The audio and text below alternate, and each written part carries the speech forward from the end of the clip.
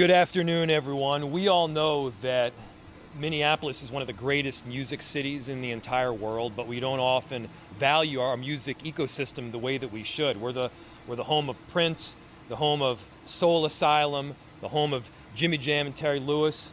We're the place that puts forward that beautiful Minneapolis sound, and simultaneously we're a place of amazing and exquisite artists that are working right now today. These are people that set our city apart. They're people that liven up the streets, bring people out, and support not just our musical ecosystem, but also the economic development that takes place in our city. And we got to do everything possible to support them right now, which is why we are opening on August 19th with a mile of music. And this runs actually quite a bit more than a mile, all the way from St. Anthony, Maine, through downtown, over to Loring Park, and then even beyond. And right now, of course, we're on the south side on Nicollet Mall. And the whole idea is that you will be able to walk as the sun is setting. A ton of different kinds of music is playing. You'll be able to have some great food and enjoy truly the greatest city in the entire world.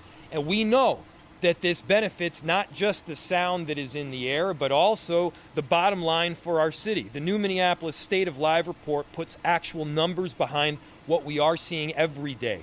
Independent live music and entertainment generated $2.2 billion in economic output, supported more than 15,000 jobs, and produced $114.2 million in annual state and local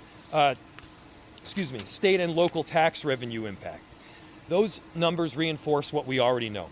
Investing in independent music venues, the creative economy, strengthens our entire local economy, not just the arts sector. And whether that's the Dakota or First Avenue or Ice House, I think back to some of my greatest memories that I have in the city.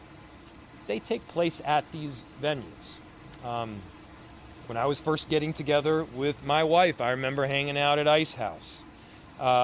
Tonight, my dad and I were talking about heading over to the Dakota to see Daka Braka, or is that how you pronounce it? A Ukrainian kind of folk/jazz performance. I mean, First Avenue, one of my favorite places in the whole city. That's where my first inauguration when I got elected as mayor was located. And there's something special about live music, and Minneapolis recognizes that.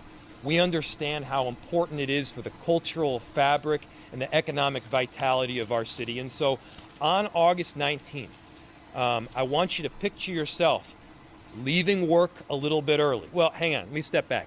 On August 19th, I want to picture yourself going into work downtown, then leaving work a little bit early, having a drink out on Nicollet Mall or heading over to St. Anthony, Maine. I want you to picture the sun setting and the music playing, and I want you to picture yourself having a great time with some people that you really love and care about, listening to some of the most extraordinary artists that the entire country has to offer. Minneapolis is set apart from the rest of the country in large part because of the artists that make this music, and we have the opportunity to support them. Make sure that you're doing that, by the way. Make sure that you're contributing to them, that you're tipping them, that they get the kind of support that they need, and then that these local venues feel the benefit as well when they decide to bring on incredible musical talent. This would not have been made possible without a ton of different partners, the musicians, the venues, and of course, our Arts and Cultural Affairs department that is led by Ben Johnson and his whole team. I'm so proud of the work that they're doing. Without further ado, let me welcome up Ben Johnson. Thank you so much, Mayor Fry, and thank you always for supporting art and music in the city. I'm Ben Johnson, Arts and Cultural Affairs Director, and I just wanted to add a few more notes onto the Mayor's intro before we announce the two big music initiatives and a little bit more about this new report that is just being announced today.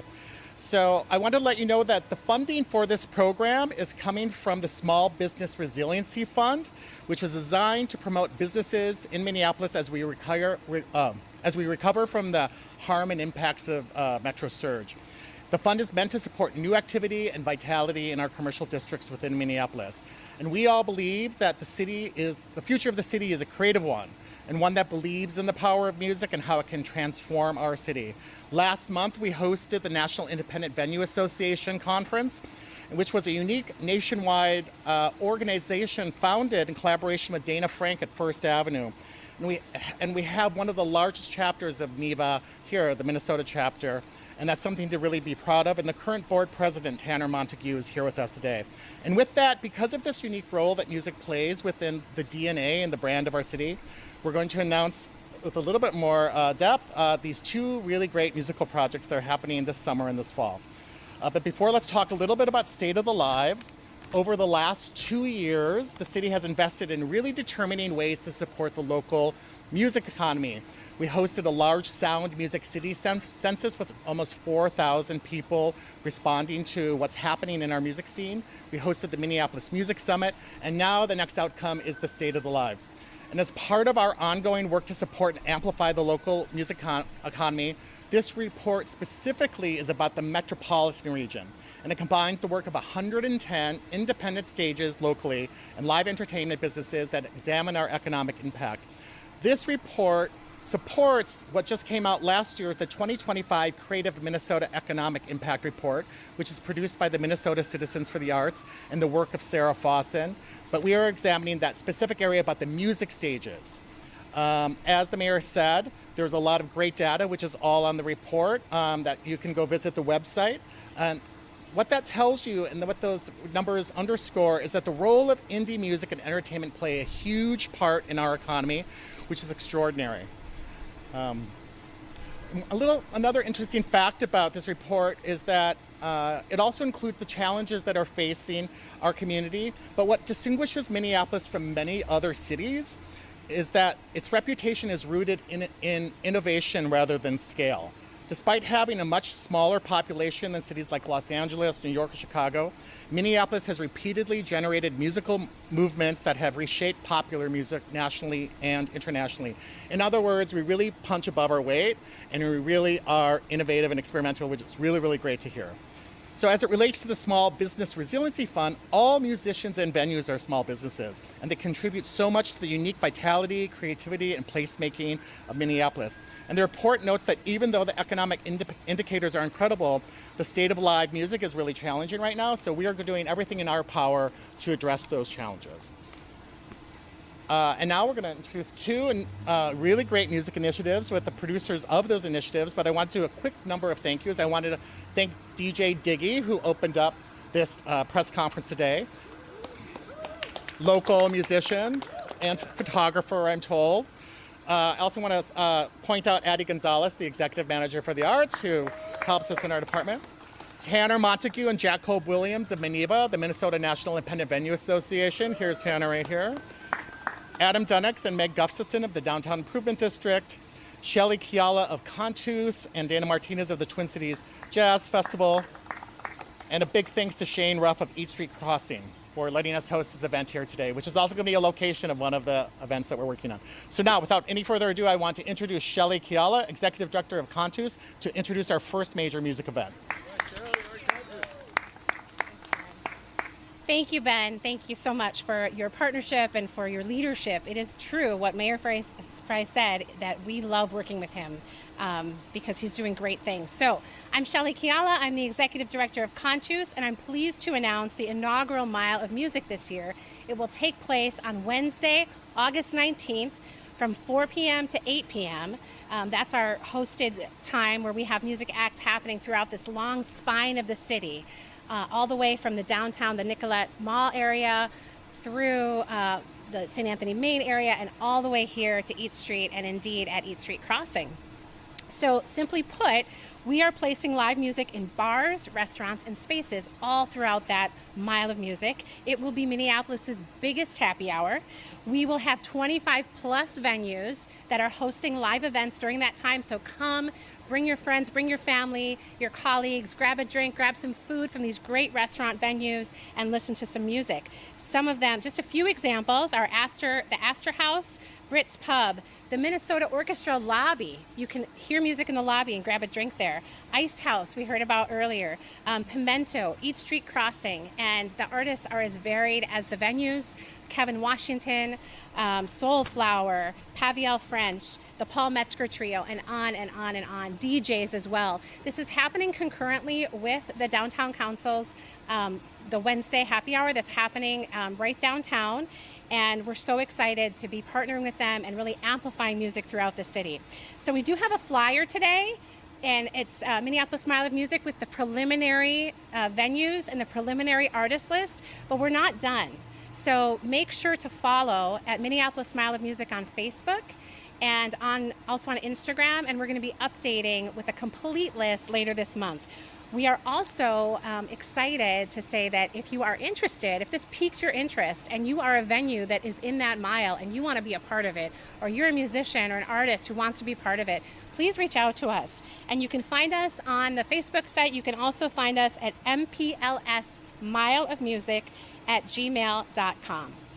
So this is going to be a Mile of Music that is really taking its cue from places like the Honky Tonk Highway and Beale Street and other musical cities, and Minneapolis deserves to be among those cities in this way. I want to recognize and thank my colleague Dana Martinez from the Twin Cities Jazz Festival, my colleague Leo from Dance Agenda, and Fancy Lanier Duncan from Soul of the South Side. They are helping to co-curate both the venues and our artist lineup. And now I'd like to introduce Tanner Montague, owner and operator of Green Room and board president of MINNEVA, the chapter of the National Independent Venue Association, to tell you more about his initiative. Good afternoon. My name is Tanner Montague, and I am the board president of MINNEVA.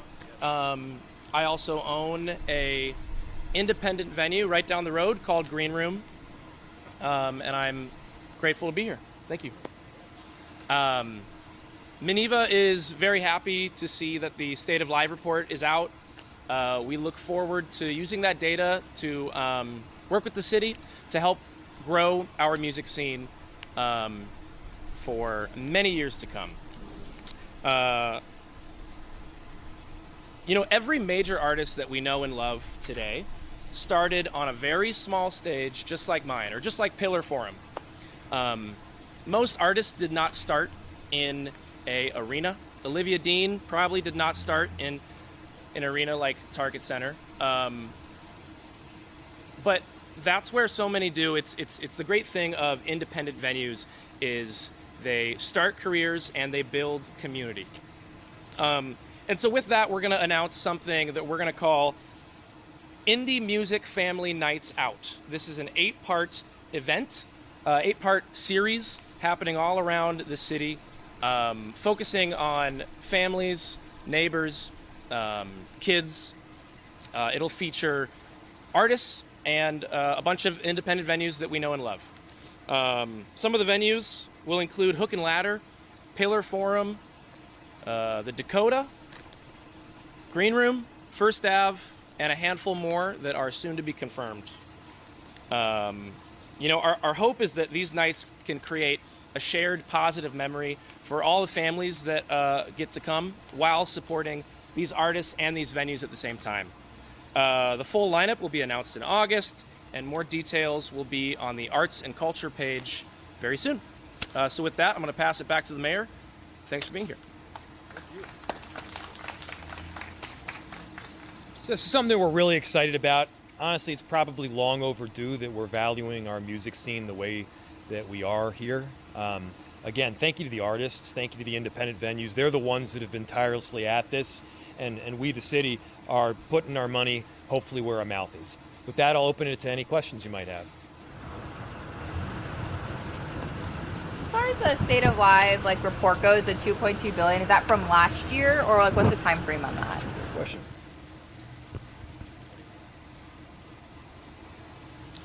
The question is, what year did we examine the data for the State of Live report? It was from the year 2024. What's interesting or shocking thing to you that you learned in that report? So the most shocking thing in that report was the fact that of the 110 organizations that contributed to that report. Only 20% of them showed a profit. So now we're looking at how do you support 80% of the music venues so that they have profitability. Yeah, well, that's a question. Yeah, when you have access to live music, don't take it for granted. A lot of these people are pursuing a craft where they are really talented and just barely scraping by. So to understand that we've got to be supporting the venues and supporting their artists, you can do that by continuing to patroning these places. It doesn't happen automatically, and as you've seen, many of them have been operating at a loss. So if you want to keep that music around, if you want to have that vibe that I think we're all going for, support the stuff that you already love. Music, you said inaugural, so are you hoping to do it every year, or is this a one-time thing? I'm hoping to do it every year, Ben. I mean, that's the dream. That's the dream. I think, if we can get a lot of traction for both, then I think there's no reason why not to explore doing them again.